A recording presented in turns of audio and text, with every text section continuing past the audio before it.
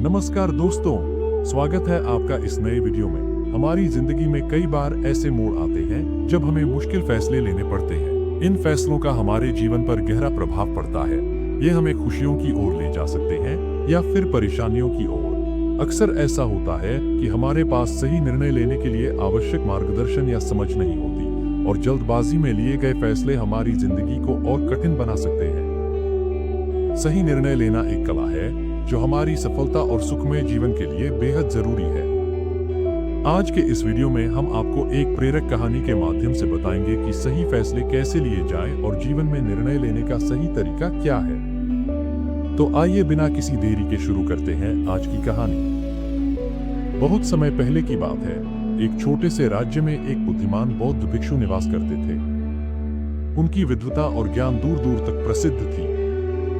लोग अपनी समस्याओं के समाधान के लिए दूर दूर से उनके पास आया करते थे। भिक्षु का स्वभाव बहुत शांत और सहानुभूतिपूर्ण था। जब भी कोई व्यक्ति अपनी समस्या लेकर उनके पास आता तो वे अत्यंत धैर्यपूर्वक उसकी बात सुनते। समस्या को पूरी तरह समझने के बाद भिक्षु कुछ समय के लिए अपनी आंखें बंद कर लेते और गहरे ध्यान में लीन हो जाते। ऐसा प्रतीत होता था मानो वे किसी गहरे ज्ञान के स्रोत से समाधान प्राप्त कर रहे हों। कुछ क्षणों के बाद वे अपनी आंखें खोलते और अत्यंत सरल लेकिन प्रभावशाली समाधान प्रस्तुत करते। लोगों को विश्वास होने लगा कि इस भिक्षु के पास कोई चमत्कारी शक्ति है जो उन्हें अद्भुत समाधान प्रदान करने में सक्षम बनाती है। हालांकि सच यह था कि भिक्षु का ज्ञान उनके ध्यान, गहरी समझ और जीवन के प्रति उनके सूक्ष्म दृष्टिकोण का परिणाम था। एक बार एक युवक ने महाराज से पूछा, क्या आपके पास ऐसी कोई चमत्कारी शक्तियां हैं जिसके कारण आप हमारी समस्याओं का समाधान करते हैं? या आपके पास ऐसी कोई दिव्य दृष्टि है जिससे आप हमारी समस्याओं का समाधान खोज पाते हैं? उस युवक की बात सुनकर साधु जोर जोर से हंसने लगे, लेकिन उन्होंने उस युवक की बात का कोई जवाब नहीं दिया। कुछ ही दिनों बाद उस राज्य में एक अजीब घटना घटी। उस राज्य में एक बुढ़िया औरत रहा करती थी जो अपने पूरे घर में अकेली ही रहती थी। उसका कोई न था। उस राज्य से होकर 4 मित्र अपने घर की ओर जा रहे थे। वे लोग दूसरे नगर में काम करके पैसा इकट्ठा कर अपने गांव की ओर लौट रहे थे। यह बात बहुत पुराने जमाने की है, जब यातायात के साधन नहीं हुआ करते थे। इसलिए वे लोग पैदल ही यात्रा किया करते थे। इसी कारण वे चारों मित्र अपने अपने धन को इकट्ठा करके अपने गांव की ओर प्रस्थान कर रहे थे। उन चारों ने अपना अपना धन एक एक छोटी पोटली में रखा था और उन्हीं पोटलियों में उनकी सारी कमाई थी। तभी उन चारों मित्रों में से एक ने कहा, मित्रों, इस तरह से यदि हम अपना धन अलग अलग रखेंगे तो इससे हमारा धन चोरी हो सकता है। क्यों न हम अपना सारा धन एक ही पोटली में रख दें, जिससे हम सब इस पर ध्यान भी दे सकें और हमारा धन सुरक्षित भी रहेगा। जब हम अपने गांव पहुंच जाएंगे तो अपना अपना हिस्सा इसमें से ले लेंगे। बाकी तीनों ने सहमति जताई और सबने मिलकर अपनी अपनी पोटलियों को एक ही पोटली में रख दिया। अब वे चारों मिलकर अपने गांव की ओर आगे बढ़ने लगे। काफी समय बीत चुका था और अब रात्रि होने वाली थी। तभी आगे चलकर रास्ते में उन्हें एक घर दिखाई दिया जहां एक बूढ़ी औरत अकेली रहा करती थी। रात्रि का समय हो चुका था और चारों को रात रुकने के लिए कोई न कोई स्थान चाहिए था। ऐसे में उन्होंने यह योजना बनाई कि वे लोग आज रात इसी घर में ठहरेंगे। चारों ने मिलकर घर के दरवाजे पर दस्तक दी। दरवाजा खोलते ही सामने एक बूढ़ी औरत खड़ी थी। उनमें से एक मित्र हाथ जोड़कर बोला, माताजी, हम अपने गांव की ओर जा रहे थे, लेकिन रास्ते में ही रात हो गई। अब हम इतनी रात में सफर नहीं कर सकते। कृपया हमें आज रात यहाँ ठहरने की अनुमति दें। सुबह होते ही हम यहां से चले जाएंगे। बूढ़ी औरत ने कुछ देर सोच विचार किया और फिर बोली, ठीक है, तुम सभी आज रात यहां रुक सकते हो। मुझे कोई आपत्ति नहीं। मैं खाना बनाने जा रही हूं। चाहो तो तुम्हारे लिए भी बना दूं। चारों मित्रों ने सहमति जताई। उसके बाद उन्होंने अपनी धन की पोटली बूढ़ी औरत को सौंपते हुए कहा, माताजी, इस पोटली में हमारी साल भर की कमाई है। हम आपसे विनती करते हैं कि जब तक हम चारों एक साथ आकर यह पोटली न मांगे, तब तक इसे किसी को मत देना। बूढ़ी औरत ने कहा, ठीक है बेटा, जब तक तुम चारों एक साथ आकर इसे न मांगो, तब तक मैं यह पोटली किसी को नहीं दूंगी।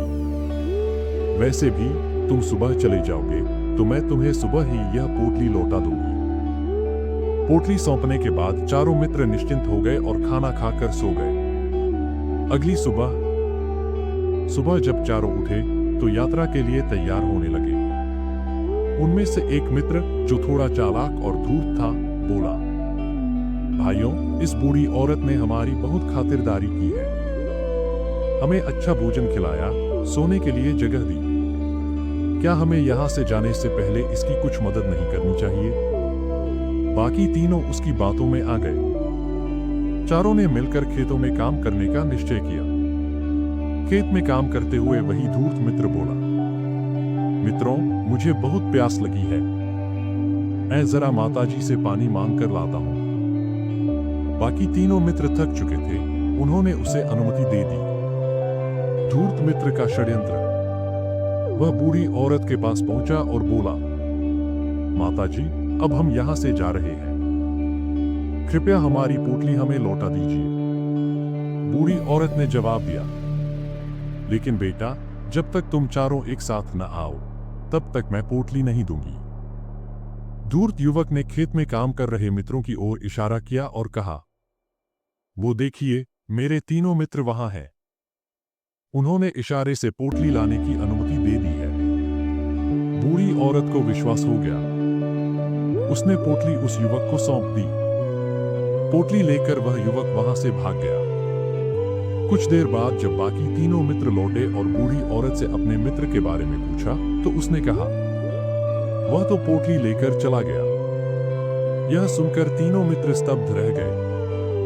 वे क्रोधित होकर राजा के पास न्याय मांगने पहुंचे। राजा का न्याय। राजा ने बूढ़ी औरत को दोषी ठहराया और कहा, तुमने वादा तोड़ा है, तुम्हें इनका सारा धन लौटाना होगा। बूढ़ी औरत रोने लगी और बोली, महाराज, मैं एक अकेली बूढ़ी औरत हूं। मेरे पास इतना धन नहीं है, मुझ पर दया कीजिए। लेकिन राजा ने उसकी एक न सुनी। संत का हस्तक्षेप। उसी समय संत वहां पहुंचे। उन्होंने बूढ़ी औरत की सारी बात सुनने के बाद राजा से कहा, हे राजन, यह फैसला गलत है। चारों ने मिलकर कहा था कि पोटली तभी लौटाई जाएगी जब चारों साथ आएंगे। यहां केवल 3 आए हैं। पहले चौथे को बुलवाइए, तभी पोटली लौटेगी। राजा को अपनी गलती समझ आ गई। उन्होंने संत के निर्णय की सराहना की और अपना सिर झुका लिया। संत का ज्ञान। संत ने कहा, सही निर्णय लेने के लिए मौन रहना और गहराई से सोचना आवश्यक है। जब आप भीतर से शांत होते हैं, तभी आप सही निर्णय ले सकते हैं। राजा ने संत के उपदेश को स्वीकार किया और भविष्य में सोच समझकर निर्णय लेने का वचन दिया। सीख।